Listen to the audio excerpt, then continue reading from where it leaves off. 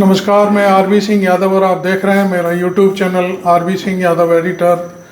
आज हम चंदौली की जो जामा मस्जिद है उसके सर्वे के बाद जो कुछ हुआ उस पर बात करेंगे। अब तक पहली सूचना हम आपको दे दें, 5 लोगों की मौत हो चुकी है और तमाम लोग घायल हैं, कुछ पुलिस के लोग भी घायल हैं।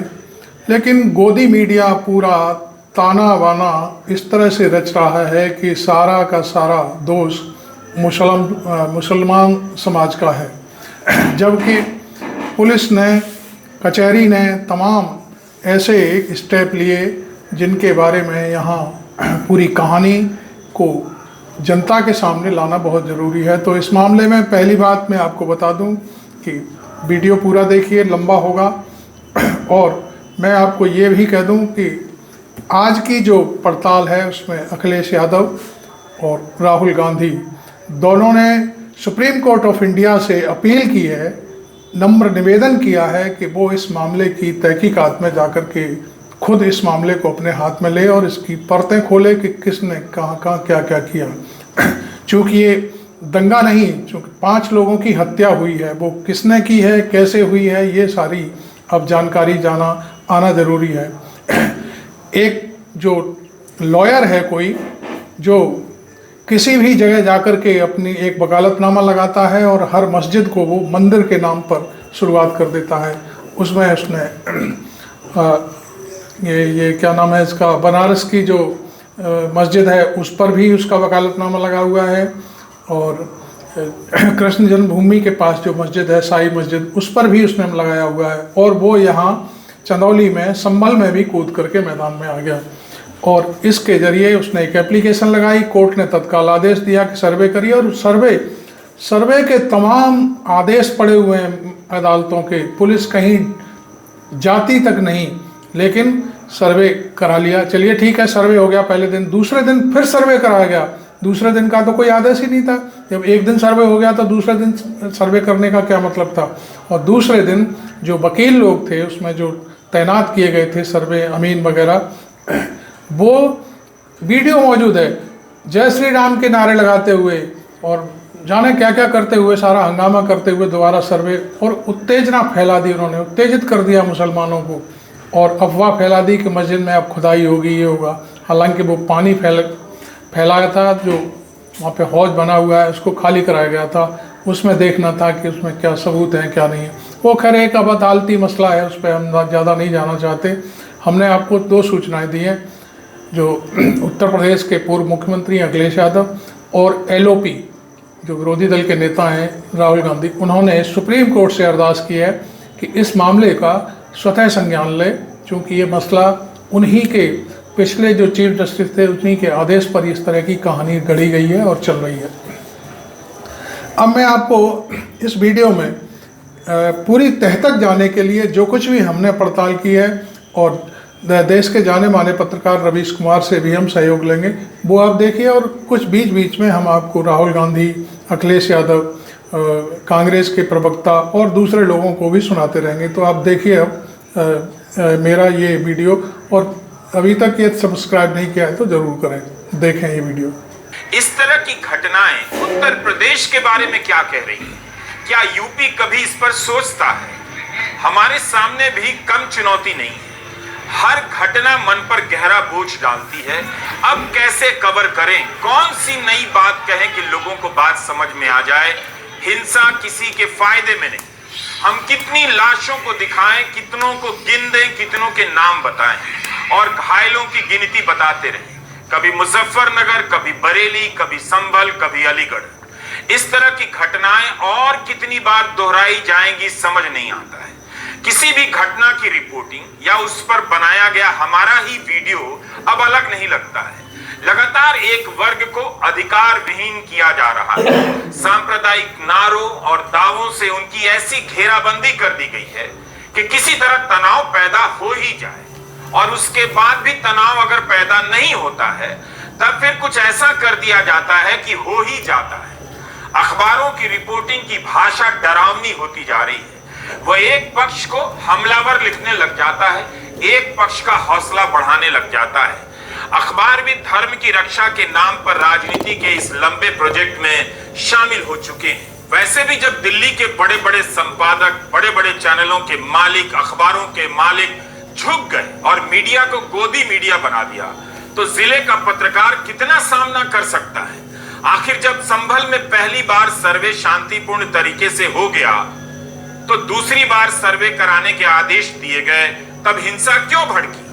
क्यों दोबारा सर्वे के आदेश दिए गए? क्या सुप्रीम कोर्ट को नहीं देखना चाहिए कि जिस दिन याचिका दायर हुई उसी दिन आदेश क्यों हुआ? कई लोग इसे लेकर सवाल उठा रहे हैं। मीडिया रिपोर्ट के अनुसार 19 नवंबर 2024 को स्थानीय कोर्ट में एक याचिका दायर होती है। लिखा जाता है कि 1526 में मंदिर ढहाकर यहां मस्जिद खड़ी की गई। 8 लोगों ने याचिका दायर की और इसमें ज्ञानवापी मामले में वकील हरिशंकर जैन भी शामिल थे। दावा किया गया कि कल्कि भगवान के सदियों पुराने श्री हरिहर मंदिर का जबरन इस्तेमाल किया जा रहा है और यह ऐतिहासिक तथ्य है। इस तरह की बातें कही गई हैं कि कलयुग में कल्कि भगवान यहीं अवतरित होने वाले। यहीं याचिका में यह भी मांग की गई कि याचिकाकर्ताओं को मस्जिद के अंदर प्रवेश करने की अनुमति मिले। चंदौसी की जामा मस्जिद एएसआई की संरक्षित इमारतों की सूची में है। याचिकाकर्ताओं ने एएसआई पर भी आरोप लगाया कि उसके पास इमारत का नियंत्रण नहीं। इस याचिका के दर्ज होने के कुछ ही घंटों के भीतर चंदौसी में सीनियर डिवीजन के सिविल जज आदित्य सिंह ने आदेश जारी कर दिया, एक एडवोकेट जनरल की नियुक्ति कर दी और उन्हें मस्जिद में शुरुआती सर्वे करने के लिए कह दिया गया। संभल का जो मामला आपने बताया, पूरा प्रकरण उठा के देखिए कैसे हुआ। मथुरा में सर्वे हुआ, कोई हिंसा नहीं हुई। काशी में सर्वे हुआ, कोई हिंसा नहीं हुई। ये सरकार प्रायोजित हिंसा है, ये साजिश के तहत कराई गई हिंसा है। एक ही घंटे में निर्णय आ जाता है बगैर दूसरे पक्ष को सुने और एक ही घंटे में सर्वे शुरू हो जाता है। ऐसा किसी आम आदमी के विषय में न्यायालय की कार्रवाई और प्रशासन की कार्रवाई आपने देखी है? तो ये सरकार प्रायोजित हिंसा है। याचिका जिस दिन दायर हुई उसी दिन आदेश आता है, उसी दिन सर्वे शुरू हो जाता है। सर्वे शांतिपूर्ण तरीके से हो भी गया था। हिंसा तब भड़की जब 24 नवंबर को दोबारा सर्वे शुरू हुआ। वीडियो है कि सर्वे की टीम के पीछे पीछे धार्मिक नारे लगाते हुए लोग चल रहे हैं, उन्हें कोई नहीं रोक रहा है। उनके हौसले को देखकर लग रहा है इनका इरादा क्या था। ये कौन लोग थे? क्या ये भी सर्वे की टीम का हिस्सा थे? क्या इनकी कभी जिम्मेदारी या भूमिका तय हो पाएगी? क्या ये लोग भड़काने के आरोपी नहीं हो सकते हैं? जल्दी थकना और इम्यूनिटी आएगी। क्या ये लोग भड़काने के आरोपी नहीं हो सकते हैं? लगता है बीजेपी का पेट अभी मणिपुर से भरा नहीं है और इसीलिए बीजेपी ने पूरे देश को मणिपुर बनाने की ठान ली है। उत्तर प्रदेश के संभल में हुआ विवाद और उसके बाद की हिंसा में 4 लोगों की मौत। योगी आदित्यनाथ की सरकार, उनके प्रशासन, उनकी पुलिस की ही कामयाबी नहीं है, बल्कि मुसलमानों के खिलाफ उनकी नफरत का सीधा सीधा नतीजा है। जिस तरीके से खाकी वर्दी पहनने वाले चिल्ला चिल्ला कर कह रहे गोली चलावे, जिस तरीके से सर्वे करने वालों के साथ नारेबाजी करती हुए एक भीड़ चल रही है, ये सारी बातें इस ओर इशारा करती हैं कि षड्यंत्र के तहत पूरा मामला रचा गया है।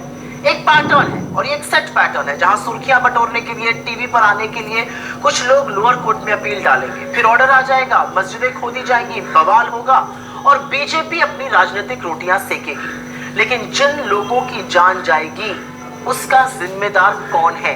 याचिका दायर होने के तुरंत बाद सर्वे का आदेश जारी होता है।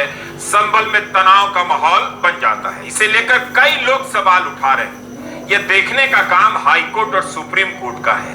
मीडिया में सर्वे का आदेश देने वाले जज की टिप्पणी छपी है कि यदि प्रश्नाधीन स्थल के बारे में अदालत के समक्ष रिपोर्ट प्रस्तुत की जाती है तो अदालत को मुकदमे का फैसला सुनाने में मदद मिलेगी। इसलिए न्याय के हित में आवेदन 8C को इस शर्त के साथ स्वीकार किया जाता है कि सर्वेक्षण के समय नियुक्त अधिवक्ता आयुक्त को पूरी कार्रवाई की मौके पर फोटोग्राफी और वीडियोग्राफी करानी चाहिए। सर्वे को लेकर निचली अदालतों की भूमिका और आदेशों की इन दिनों बहुत चर्चा हो रही है। संभल में नईम अहमद, नुमान, कैफ, बिलाल अंसारी की हत्या हो गई। बहराइच में राम गोपाल मिश्रा की हत्या हो गई। संभल के हिंसा में 5 नौजवान मारे गए। कब तक यूपी के नौजवान इस पागलपन की आड़ में मारे जाते रहेंगे? क्या यही इस हिंसा के दोषी थे? इनकी तो जान चली गई हमेशा हमेशा के लिए। पुलिस के लोग भी घायल हैं। इन मामलों में प्रशासन की भूमिका को लेकर कई गंभीर सवाल उठ रहे हैं। लेकिन कब आपने सुना कि प्रशासन की जिम्मेदारी तय हो गई? बहराइच में या संभल में या कहीं और? कभी नहीं तय होती है। जिस तरह की रिपोर्ट पढ़ने को मिलती है उससे किसी को भी चिंता होनी चाहिए। अगर प्रशासन भी धार्मिक सांप्रदायिक संगठनों के साथ मिल जाए, एक तरफा कार्रवाई करने लग जाए, उनकी भाषा बोलने लग जाए, तब कुछ भी नहीं बचेगा। तब क्या होगा जब कोर्ट का आदेश, कोर्ट से जारी सर्वे का आदेश प्रशासन और धार्मिक संगठनों के हाथ लग जाए और हथियार बन जाए? नेता प्रतिपक्ष राहुल गांधी और अखिलेश यादव के बयानों में प्रशासन की भूमिका पर यूं ही हताशा नहीं झलक रही। राहुल गांधी ने लिखा है, संभल उत्तर प्रदेश में हालिया विवाद पर राज्य सरकार का पक्षपात और जल्दबाजी भरा रवैया बेहद दुर्भाग्यपूर्ण है। हिंसा और फायरिंग में जिन्होंने अपनों को खोया है उनके प्रति मेरी गहरी संवेदनाएं हैं। प्रशासन द्वारा बिना सभी पक्षों को सुने और असंवेदनशीलता से की गई कार्रवाई ने माहौल और बिगाड़ दिया और कई लोगों की मृत्यु का कारण बना, जिसकी सीधी जिम्मेदार भाजपा सरकार है। भाजपा का सत्ता का उपयोग हिंदू मुसलमान समाजों के बीच दरार और भेदभाव पैदा करने के लिए करना न प्रदेश के हित में है न देश के। मैं सुप्रीम कोर्ट से इस मामले में जल्द से जल्द हस्तक्षेप कर न्याय करने का अनुरोध करता हूं। अखिलेश यादव लिखते हैं कि सर्वे के नाम पर तनाव फैलाने की साजिश का सर्वोच्च न्यायालय तुरंत संज्ञान ले और जो अपने साथ सामाजिक सद्भाव बिगाड़ने के उद्देश्य से नारेबाजों को ले गए उनके खिलाफ शांति और सौहार्द बिगाड़ने का मुकदमा दर्ज हो और उनके खिलाफ बार एसोसिएशन भी अनुशासनात्मक और दंडात्मक कार्रवाई करे। उत्तर प्रदेश शासन प्रशासन से ना कोई उम्मीद थी ना है। दुखद है जो घटना हुई। हमारे सांसद जियाउर रहमान जब संभल में ही नहीं थे और उसके बावजूद भी उन पर एफआईआर दर्ज करना, ऐसा उदाहरण कभी किसी को मिला होगा देखने को सुनने को?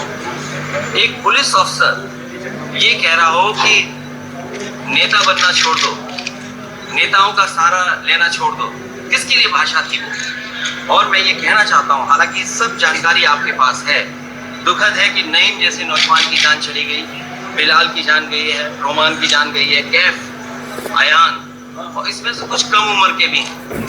मुझे याद है जब मैं लखनऊ में प्रेस कर रहा था उस समय जो जानकारी थी और जो जानकारी छिपाई जा रही थी, जब वहां पर लोकल स्तर से जानकारी हासिल हुई तब मैंने कहा कि नईम की जान गई है और पुलिस की गोली से गई। आप लोगों पे सब वीडियोस, आप लोगों पे जगह जगह से वीडियोस मिले हैं, कवरेज है पूरा का पूरा कराया गया ये दंगा है।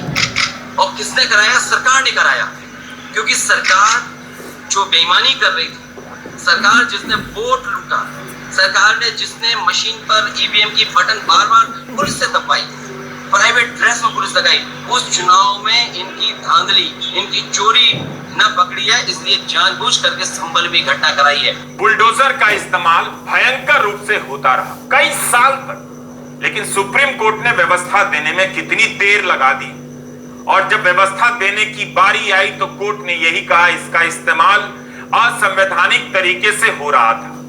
क्या सुप्रीम कोर्ट को सर्वे, वैज्ञानिक सर्वे के नाम पर हो रही इस राजनीति का तुरंत संज्ञान नहीं लेना चाहिए? लेकिन यहां तो यह भी कहा जा रहा है कि सुप्रीम कोर्ट के आदेश के कारण ही निचली अदालतों को सर्वे के आदेश जारी करने की हरी झंडी मिल गई है। मस्जिद के नीचे क्या था? 1000 साल की गुलामी, उनकी बढ़ती आबादी, ये सब अंतहीन मुद्दे हैं जो ज्यादातर झूठ की बुनियाद पर खड़े किए जाते हैं। अफसोस की बात है कि इस पूरे मामले में मोहन भागवत के ही बयान को कोट किया जा रहा है। इससे दुखद क्या हो सकता है?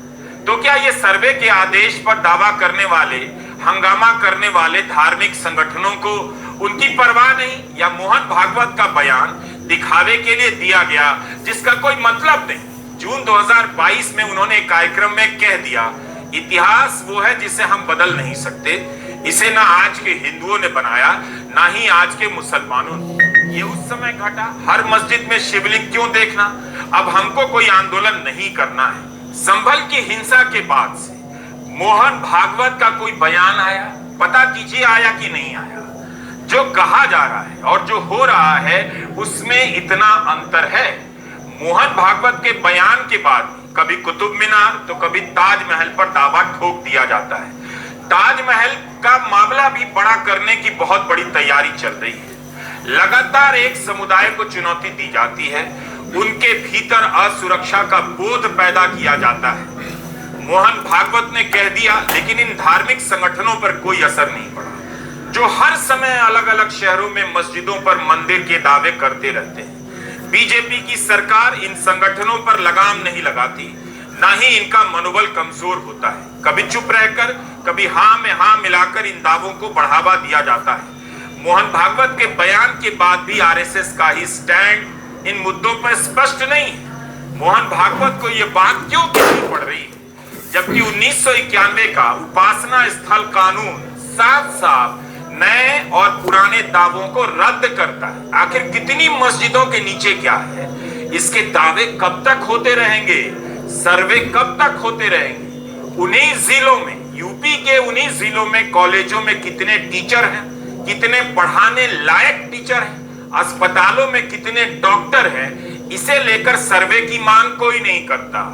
हमने कितने वीडियो में कहा कि अस्पताल हिंदी प्रदेशों में घटिया हैं, बिना इलाज के लोग सड़कों पर अस्पताल के भीतर मर जाते हैं, स्कूल कॉलेज खराब हैं, ट्यूशन कोचिंग के लिए मजबूर किए जा रहे हैं माँ बाप।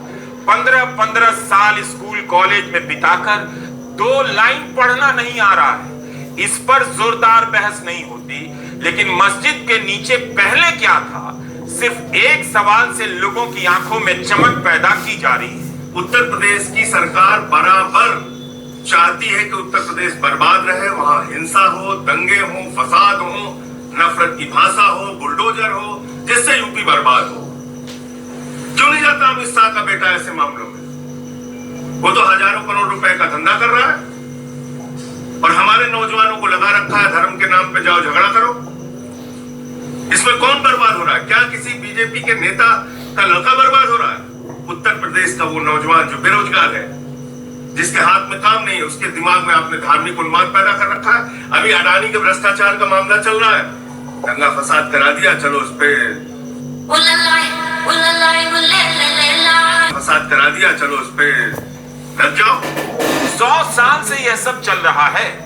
मस्जिद के सामने से निकलने वाली शोभा यात्रा का इतिहास अगर 100 साल से चला आ रहा है, तो सर्वे के नाम पर मस्जिदों पर दावा करने का इतिहास भी उतना ही पुराना है। सर्वे सांप्रदायिकता का नया राजनीतिक और अदालती हथियार। आप हिंदी अखबारों को निकाल कर पढ़िए तो ध्यान से।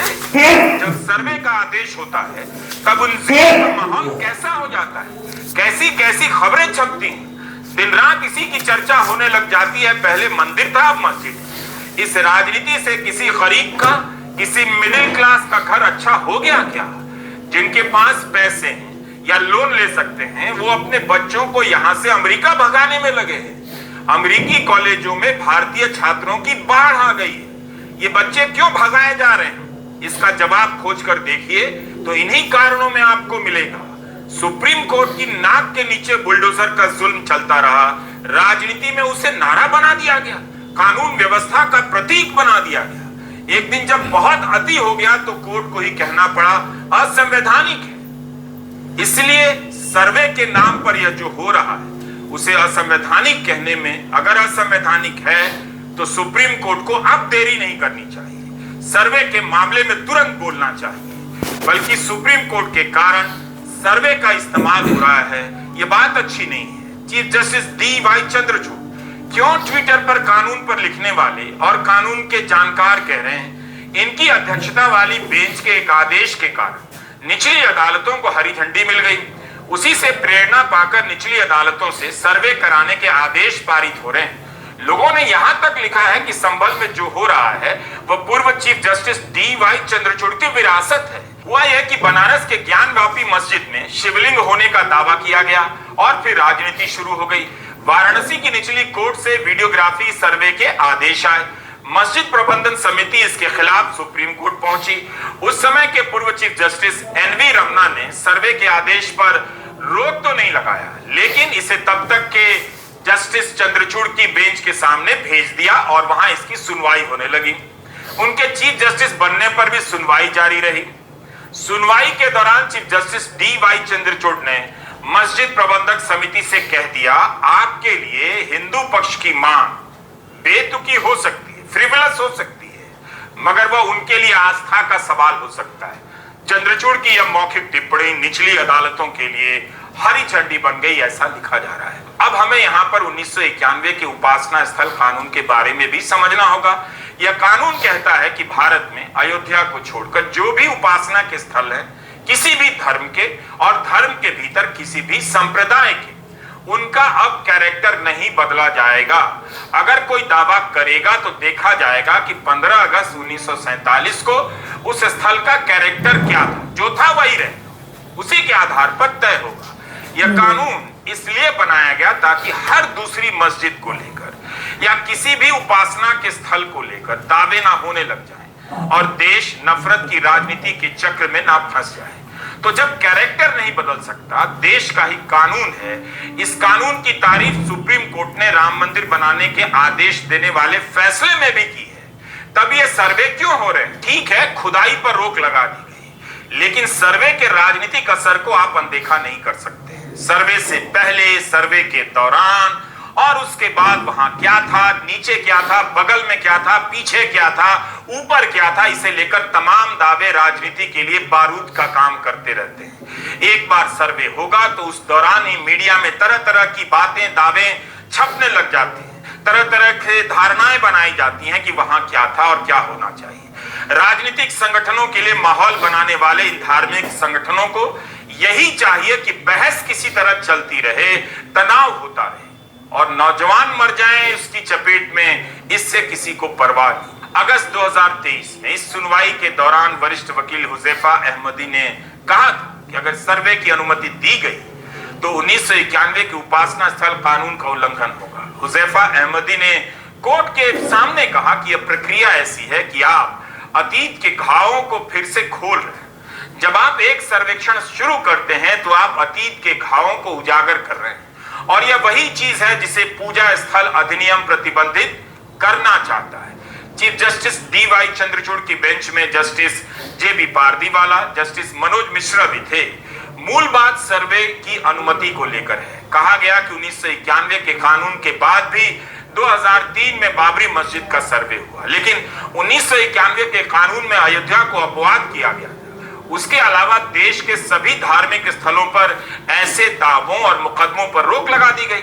जब 15 अगस्त 1947 के दिन जैसा भी था उसे नहीं बदला जा सकता, तब फिर इस तरह के सर्वे के क्या मतलब हैं? ऐसे सर्वे के बाद जो तनाव पैदा होता है, नागरिकों का जीवन खतरे में पड़ता है, स्कूल बंद होते हैं, शहर में कर्फ्यू लगता है। सुप्रीम कोर्ट का यह फैसला मई 2022 में आया था।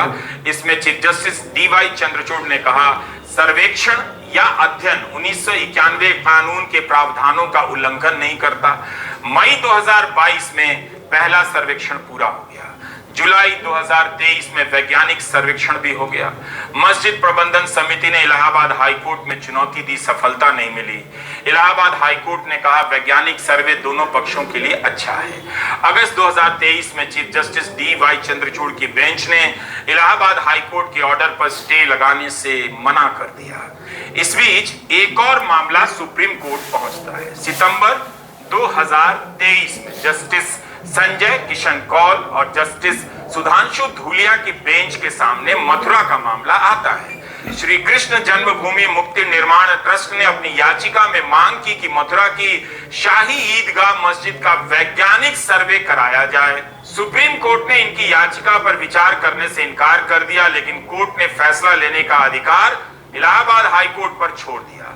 दिसंबर 2023 में इलाहाबाद हाईकोर्ट ने आदेश दिया वैज्ञानिक सर्वे होगा, मगर जनवरी 2024 में सुप्रीम कोर्ट ने आदेश पर रोक लगा दी, जो अभी तक लागू है। अब आप देखिए कैसे 1991 के कानून पर ही तरह तरह से टिप्पणियां हो रही हैं, इसकी कमियों का सहारा लिया जा रहा है, हमले हो रहे हैं। दिसंबर 2023 में इलाहाबाद हाईकोर्ट के जस्टिस रोहित रंजन अग्रवाल की पीठ की टिप्पणी आती है, किसी भी उपासना स्थल के धार्मिक कैरेक्टर का फैसला ट्रायल में तय होगा। 1991 के एक्ट में धार्मिक कैरेक्टर को परिभाषित नहीं किया गया है। कोर्ट ने कहा उपासना का स्थल एक ही समय में मस्जिद नहीं और मंदिर नहीं हो सकता, तो तय करना होगा कि या तो वह मस्जिद है या मंदिर है। इसलिए 15 अगस्त 1947 को ज्ञानवापी के धार्मिक चरित्र का निर्धारण वाराणसी सिविल कोर्ट द्वारा दस्तावेजी और मौखिक साक्ष्य दोनों के आलोक में होगा। क्या यह टिप्पणी सुप्रीम कोर्ट के आदेश से अलग नहीं है? जिस कानून के सहारे इस तरह के विवादों को शांत किया जा रहा है, अब उस कानून को ही विवादित किया जा रहा है। सुप्रीम कोर्ट ने कहा है सर्वे होगा लेकिन कैरेक्टर नहीं बदलेगा। यहाँ हाई कोर्ट का कहना है किसी भी धार्मिक स्थल का कैरेक्टर कोर्ट में तय होगा। फिर 1991 के उपासना स्थल कानून का क्या मतलब और महत्व रह जाता है? अगर दस्तावेजों को लेकर ट्रायल के दौरान तय होने लगेगा तो न जाने ऐसे कितने ही उपासना स्थलों पर दावे कर दिए जाएंगे और देश में दिन भर यही चलता रहेगा। इसलिए इस बात को लेकर सतर्क होने की जरूरत है। आप देख रहे थे मेरे साथ चंदौली की जामा मस्जिद का पूरा बायोडाटा।